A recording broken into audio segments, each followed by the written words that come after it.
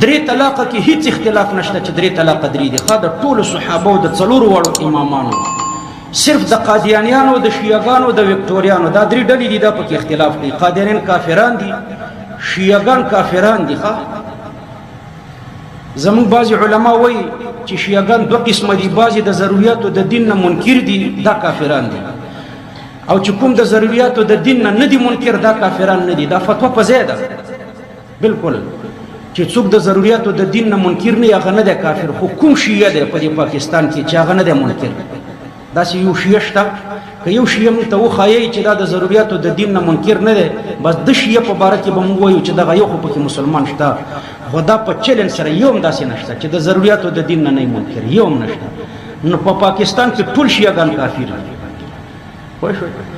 افغانستان کې خو زه هزارهګان هلته شیعهګان دي، ډېر محدود دي، خو ما ته څوک نشي ښودلی